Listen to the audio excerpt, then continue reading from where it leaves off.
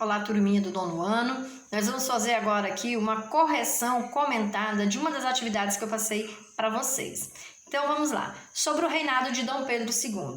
Em seu longo reinado, que começou em 1840 e foi até 1889, Dom Pedro II ele buscou de vários dispositivos políticos, sociais, econômicos e através desses dispositivos, ele se aliou ao poder moderador e com esse poder moderador, ele conseguiu a sua supremacia no comando, que esse poder moderador estava dentro da Constituição de 1824.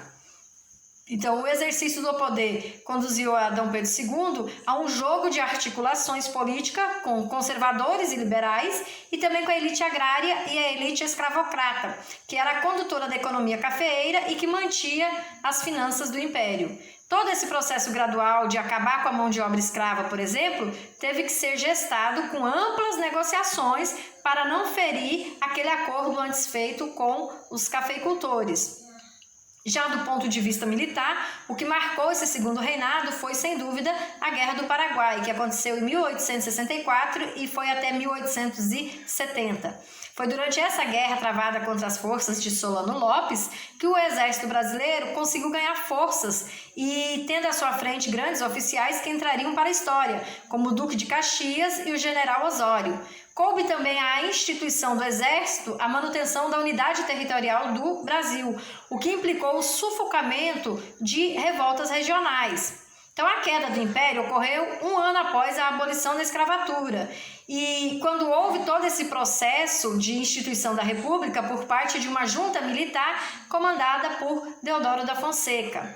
A proclamação da República, ela atendia aos anseios não apenas dos políticos de tendência republicana, mas sobretudo também aos proprietários de terras que se sentiram prejudicados pelo fim da mão de obra escrava, então se chatearam com o imperador e acabaram se unindo aos rebeldes.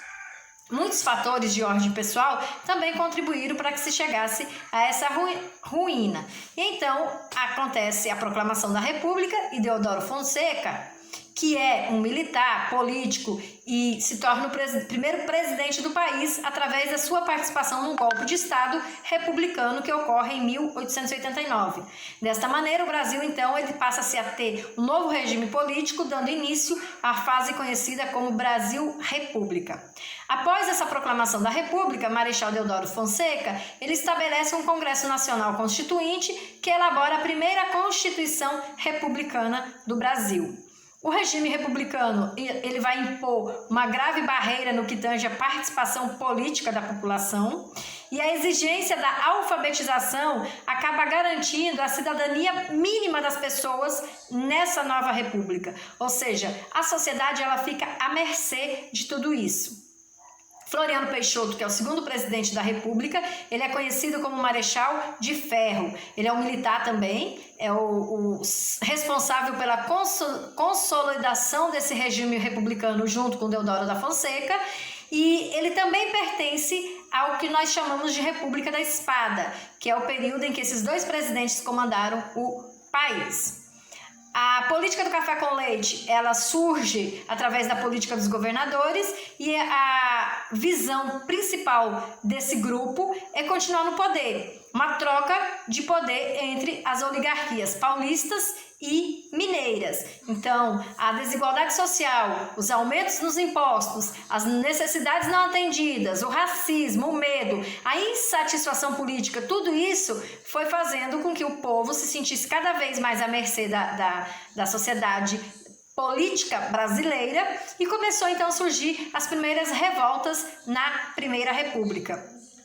Ao longo de mais de 40 anos da fase da conquista da República, aconteceram diversas revoltas, tanto no campo como na cidade e até mesmo no meio militar. Algumas dessas revoltas são revoltas messiânicas, onde se tem um líder, que ele é considerado um enviado de Deus, para tirar o povo daquele sofrimento.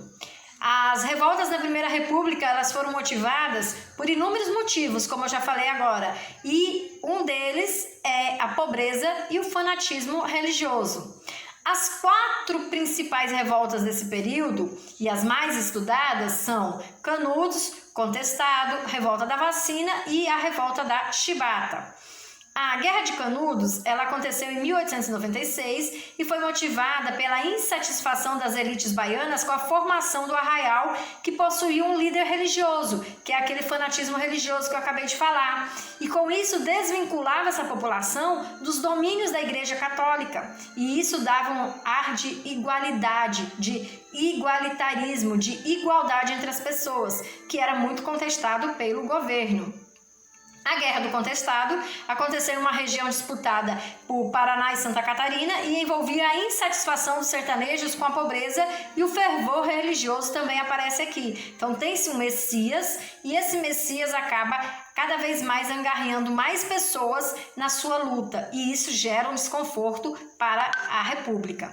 A revolta da vacina, ela foi motivada pela insatisfação da população com a violência do processo de modernização do Rio de Janeiro, aliada ao medo de uma campanha de vacinação forçada e sem nenhum esclarecimento. A revolta da Chibata, ela tem como estopim a insatisfação dos marinheiros negros e também mestiços com os castigos físicos que sofriam na Marinha. Aqui também a gente consegue ver o primeiro ciclo da borracha, que ele acontece em 1879 e vai até 1912, na região central da floresta amazônica. Neste período aconteceu o fenômeno chamado da Bela Época Amazônica, onde as principais capitais do norte, Belém, Manaus e Porto Velho, viveram um estrondoso momento de desenvolvimento. Foi nessa época que o Brasil exportou toneladas de borracha para as indústrias europeias e para as fábricas automobilísticas norte-americanas. Para viabilizar todo esse processo, as seringueiras eram exploradas no Pará e no Amazonas principalmente. Essa expansão da produção, ela passou a atrair milhares de imigrantes da região nordestina para a região norte, que esses nordestinos, fugindo da seca dos seus estados, viam nessa nova região a possibilidade de ascensão na economia e também na questão social. Só que com o fim desse ciclo da borracha e com a ausência de investimentos, a prosperidade ela deu lugar a desemprego, e por conta disso as cidades se esvaziaram, resultando em um longo processo de estagnação da economia. Quando falamos em primeiro reinado no Brasil, a gente pode concluir que a economia ela era baseada na produção açucareira, e o principal motivo, a principal fonte de renda era o produto açúcar, que ele era exportado. Então, a base era a exportação do produto da especiaria açúcar. Quando passou-se a ter o direito de voto nesse primeiro reinado, com a Constituição de 1824, nem todos poderiam votar. O direito de voto era concedido apenas a quem tivesse certa renda, sendo votantes selecionados segundo os critérios censitários. Tinha que ter determinada idade e teria que ter condições financeiras. Não é como é hoje, que qualquer pessoa pode votar, inclusive analfabetos. Na época, mulheres, analfabetos, menores de 21 anos e que não tivessem uma certa renda, não poderiam votar. Dentro desse contexto do primeiro reinado, ocorre a Confederação do Equador, que é um manifesto revolucionário, também chamado de Confederados de 1824, aonde eles vão mostrar uma insatisfação em relação à política do Brasil. A atitude absolutista de Dom Pedro I, ao dissolver a Constituinte de 1823 e outorgar uma Constituição que conferia amplos poderes ao imperador, é um dos motivos que leva os confederados a se manifestarem. Então, essa emancipação política do Brasil foi um processo bem complexo, no qual não houve adesão imediata de algumas províncias ao Rio de Janeiro, que era onde representava o poder do imperador Dom Pedro I, pois essas províncias elas continuaram fiéis às cortes de Lisboa, levando às guerras de independência. A independência ela só foi acontecer lá pelo ano de 1822 e que a gente comemora ela no dia 7 de setembro. Então, a independência política brasileira foi um resultado de um acordo entre as elites dominantes, caracterizando-se pela manutenção da forma de governo, que seria a monarquia, da base produtiva, que era o escravismo, a monocultura e o latifúndio, e pela vinculação do Brasil à esfera de influência da Inglaterra, principal potência industrial da época. Então, o Brasil passa a ser vinculado à Inglaterra e a manutenção de acordos firmados por Portugal e Inglaterra em 1810 e os investimentos de capitais ingleses no Brasil passa a contribuir para a dependência econômica brasileira em relação à Inglaterra. Essa manutenção do Brasil sob a esfera de influência inglesa está diretamente relacionada à necessidade de assegurar o mercado brasileiro aos produtos ingleses. Havia interesse tanto dos membros do Partido Brasileiro quanto de integrantes da burguesia inglesa no fim do pacto colonial e na manutenção das relações existentes entre Brasil e a Inglaterra. Então, a manutenção do acordo de 1703, ele passa a selar a dependência brasileira agora com a Inglaterra. Aqui também nessa atividade a gente vai falar um pouquinho sobre a Primeira Guerra Mundial, que começou em 1914 e foi até 1918. Foi um resultado dos de atritos permanentes provocados pelo imperialismo das grandes potências europeias. O imperialismo era aquela questão de buscar cada vez mais territórios. E aí, dentro dessa Primeira Guerra Mundial, dois blocos vão se enfrentar, que é a Tríplice Aliança e a Tríplice Entente. A Tríplice Aliança ela é formada pela Alemanha, Áustria e Itália, e a Tríplice Entente ela é formada pela França, Inglaterra e a Rússia. Vários fatores vão desencadear essa Primeira Guerra Mundial, porque desde a final do século XIX o mundo está vivendo em tensão. O extraordinário crescimento industrial ele vai possibilitar uma corrida armamentista, ou seja, a produção de armas numa quantidade jamais antes vista e nem imaginada.